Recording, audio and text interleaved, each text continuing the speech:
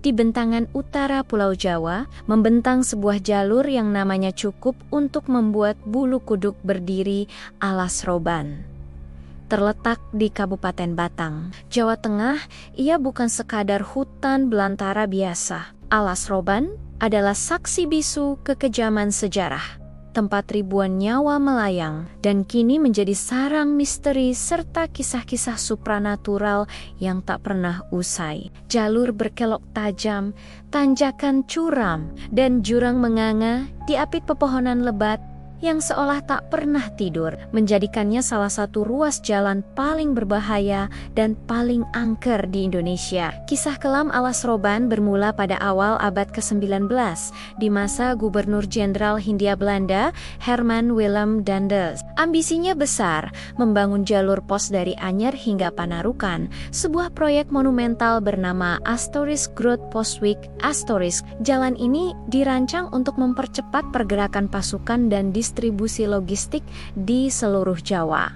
Namun, ambisi itu datang dengan harga yang sangat mahal, dibayar dengan darah dan nyawa ribuan rakyat pribumi yang dipaksa bekerja dalam sistem kerja rodi yang kejam. Bagian Alas Roban menjadi salah satu tantangan terberat. Hutan yang masih perawan dan medan pegunungan yang terjal adalah penghalang alami.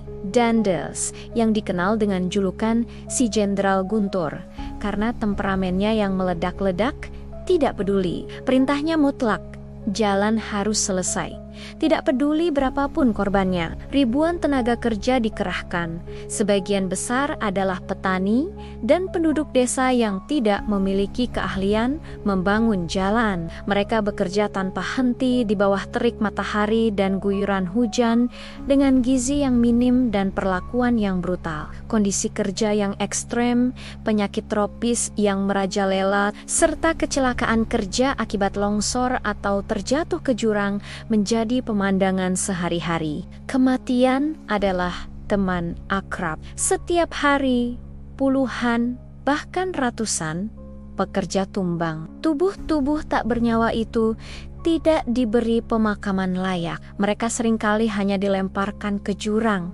ditimbun begitu saja di pinggir jalan, atau bahkan dibiarkan tergeletak begitu saja di antara reruntuhan bebatuan. Tanah Alas Roban menjadi kuburan massal tak bernama, menelan nyawa demi sebuah jalan yang akan dikenang sebagai warisan berlumur darah. Sejak saat itulah, Alas Roban tak pernah sama. Energi penderitaan dan amarah dari ribuan jiwa yang mati secara tragis menyelimuti hutan tersebut. Mereka yang mati tanpa penguburan yang layak, yang arwahnya tak pernah tenang, mulai mengisi setiap sudut Alas Roban. Mereka bukan sekadar kenangan sejarah. Mereka adalah penunggu tak kasat mata, penjaga abadi jalur maut itu. Mereka adalah roh-roh penasaran yang terjebak di antara dua dunia, mencari keadilan atau mungkin hanya ingin diperhatikan. Ketika jalur itu akhirnya selesai dan dibuka untuk umum, teror sesungguhnya baru dimulai. Seiring berjalannya waktu, Alas Roban dikenal sebagai jalur yang paling sering memakan korban kecelakaan. Bukan hanya karena medannya yang curam dan licin, melainkan juga karena fenomena-fenomena aneh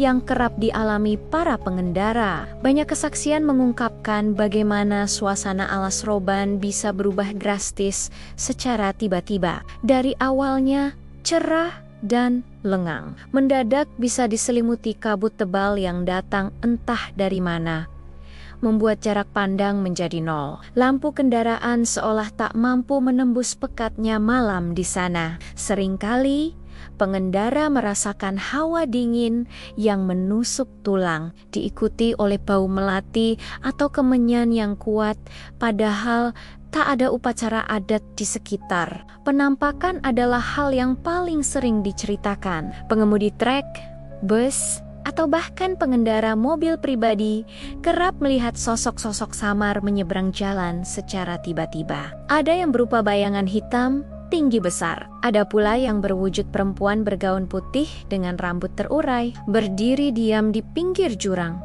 atau bahkan Di tengah jalan, sosok anak kecil yang melambaikan tangan atau sekelompok orang yang berjalan beriringan di tengah malam buta juga kerap terlihat, membuat pengendara mengerem mendadak, membanting setir, atau bahkan hilang kendali. Konon, para penunggu tak kasat mata ini memiliki kemampuan menyesatkan. Beberapa pengemudi bercerita tentang jalur yang tiba-tiba terasa berbeda, seolah berbelok ke arah yang salah, padahal mereka yakin berada di jalur yang benar. Ada pula yang merasa seperti mengikuti cahaya samar yang ternyata justru mengarah ke jurang. Rasa kantuk yang luar biasa berat bisa datang secara mendadak.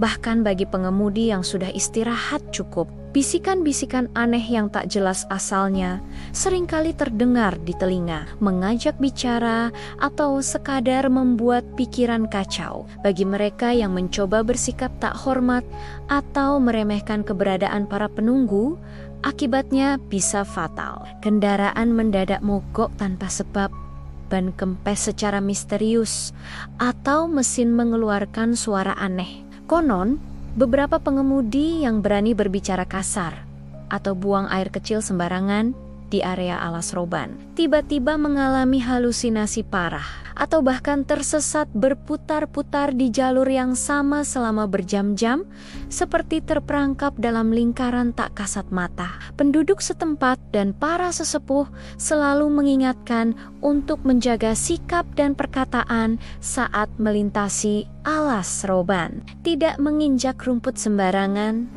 tidak buang sampah sembarangan, apalagi berlaku sombong atau jumawa. Mereka percaya bahwa hutan itu menyimpan energi yang sangat kuat, dan para arwah yang bersemayam di sana menuntut penghormatan. Hingga kini, meski jalan telah diperbaiki dan penerangan ditingkatkan, alas roban tetaplah alas roban. Ia menyimpan sejarah kelam yang tak terhapuskan, terukir dalam setiap bebatuan dan pepohonan. Setiap kali sebuah kecelakaan terjadi, bisik-bisik mengenai ulah penunggu tak kasat mata kembali merebak. Misteri jalur maut alas roban akan selalu menjadi pengingat abadi bahwa di balik megahnya pembangunan manusia ada harga yang dibayar oleh nyawa. Dan ada dunia lain yang bersemayam di antara kita, menuntut penghormatan atas tanah yang telah dinodai darah dan air mata.